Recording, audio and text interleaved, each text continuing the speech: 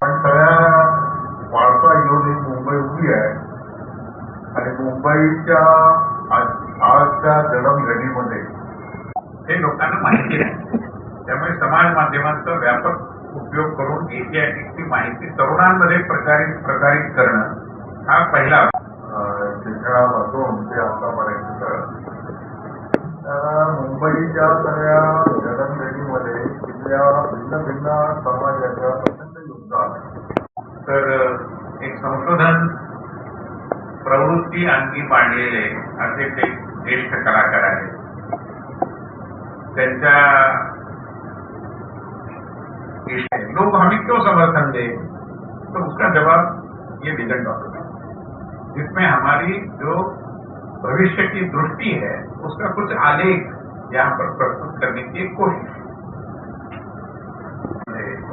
त्यांना उपाध्यक्ष पदाचे उमेदवार एशियाटिक टुमॉरो पॅनेलचे म्हणून आम्ही विनंती केली होती आणि त्यांनी मान्यता दिली आहे. ते आमचे एशियाटिक टुमॉरो या पॅनेलचे जेमिनी वो स्वयं नीचे लिखते हैं कि इसके बाद भी आप हम पर पूरा भरोसा मत करें, आप मूल पुस्तक को दें.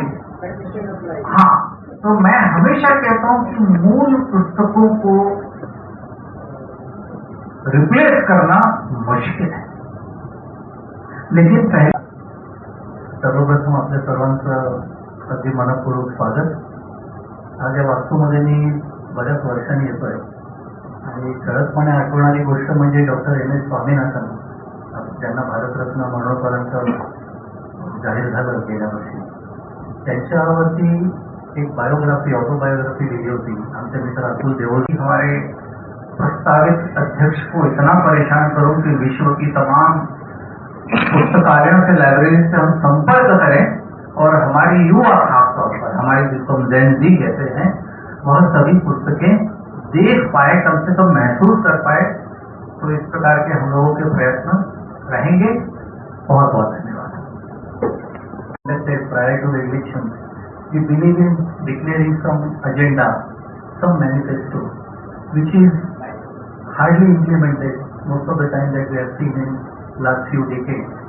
But here we are, where we have been able to put together a collective wisdom of all the members of our panel and all our well-wishers by way of coming out with a document which is entitled. आमचं जे panel आहे त्यांच्या समोर जे वेगवेगळे विषय आहेत त्यातला एक विषय असा आहे की ज्या मुंबईमध्ये ही संस्था आहे त्या मुंबईचा इतिहास हा काही हजार वर्षाचा आहे. निराळ्या राजवटीपासून राष्ट्रकुल असेल परिहार राष्ट्रकालय के पास नहीं है और अब तो डिजिटाइजेशन का युग आ गया है. हम अगर एक्चुअल कॉपी नहीं भेज सकते तो उसकी फोटो कॉपी या उसकी डिजिटाइज कॉपी भेजें, जिससे ज्ञान की एक्सेसिबिलिटी जो भी कहीं भी पढ़ना चाहता हो वो उसे पढ़ पाए.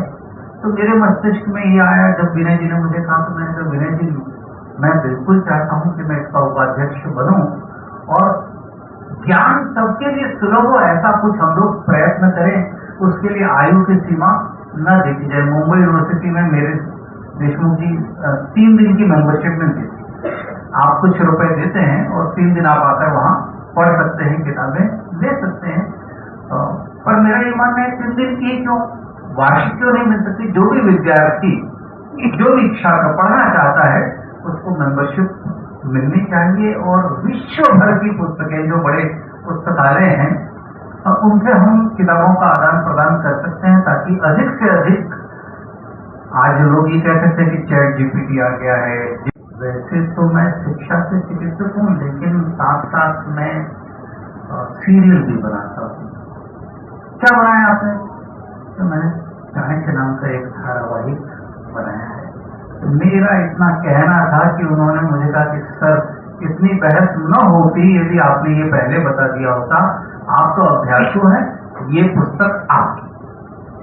खैर उसके बाद एक लंबी कहानी थी तो मैंने नहीं किया.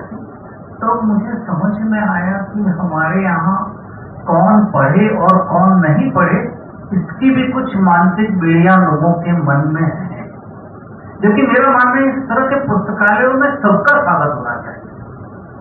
कुछ पुस्तकों के लिए आपको जानकर हैरानी होगी, मैं खुदा बख्श ओरिएंटल लाइब्रेरी पटना, वहां मुझे एक पुस्तक मिली थी जो मुझे मुंबई के पुस्तकालय में या एशियाटिक सोसाइटी में भी नहीं मिली। तो उससे मुझे एक बात ध्यान में आई कि हमारे यहाँ अभी भी लाइब्रेरीज में पुस्तकों का एक्सचेंज क्यों नहीं होता।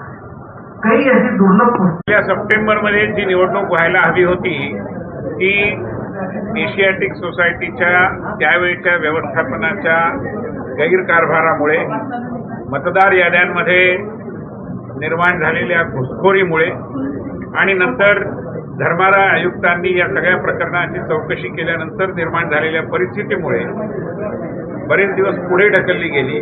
ती निवडणूक आता येत्या शनिवारी 4 जुलैला सकाळी 10 ते संध्याकाळी 5 या वेळात होऊ घातली आहे। मी विनय सहस्रबुद्धे आणि माझ्याबरोबर एशियाटिक टुमॉरो पॅनेलचे सर्व माननीय सदस्य, विशेषतः आमचे उपाध्यक्ष पदाचे ज्येष्ठ उमेदवार पत्रकार रमेश पतंगे, शिक्षण क्षेत्रातले तज्ज्ञ माजी कुलगुरू डॉक्टर संजय देशमुख, डॉक्टर चंद्रप्रकाश द्विवेदी, ते स्वतःही विद्वानही आहेत आणि अभिनेते देखील आहेत, आणि आज उपस्थित नसलेले नितीश भारद्वाज यांच्यासह आम्ही ही निवडणूक लढवतो आहोत।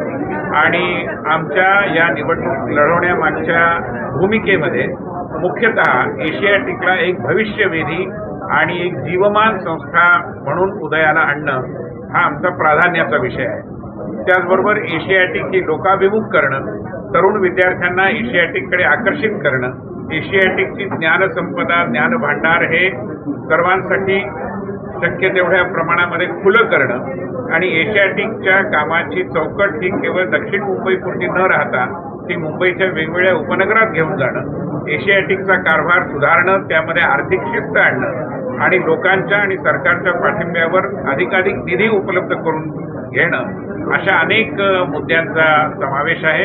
आम्ही एशियाटिक ही सर्व प्रकारे वैचारिक अस्पृश्यतेपासून दूर ठेवून, सर्वांना बरोबर घेऊन, पक्षीय राजकारण पूर्णपणे बाजूला ठेवून भविष्यवेधी एशियाटिकचं स्वप्न बघून आम्ही या निवडणुकीच्या मैदानात उतरलेलो आहोत। आमची खात्री लोक आमच्या पाठीमागे आहेत।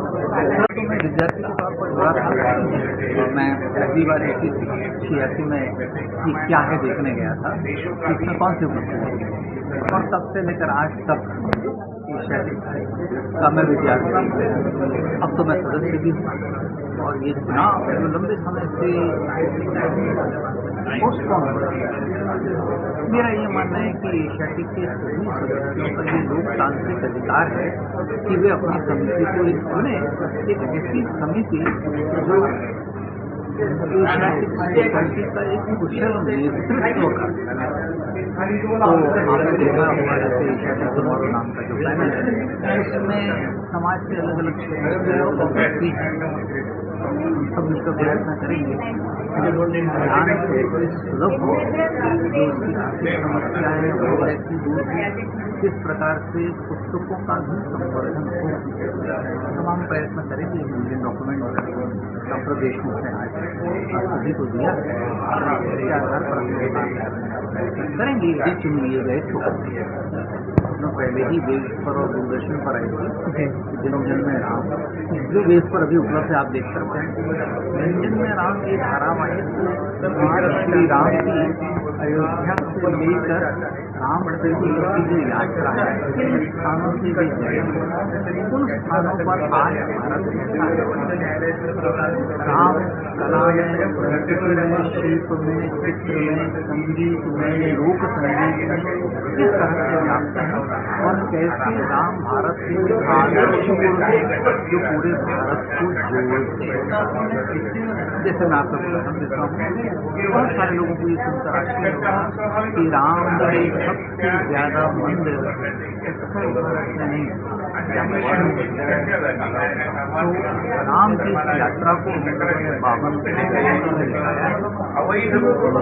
राम की वो यात्रा जो वाल्मीकि रामायण या गोस्वामी तुलसीदास के रामचरित मानस में वर्णित है, और उसके साथ वर्तमान में कुछ पात्र जो यात्रा कर रहे हैं वो अब भारत को कैसे देख रहे हैं और हमारे भारत को रामायण और राम ने किस तरह से प्रभावित किया है और ये अभी याचिका भी जस्ट 1 महीने पहले समाप्त।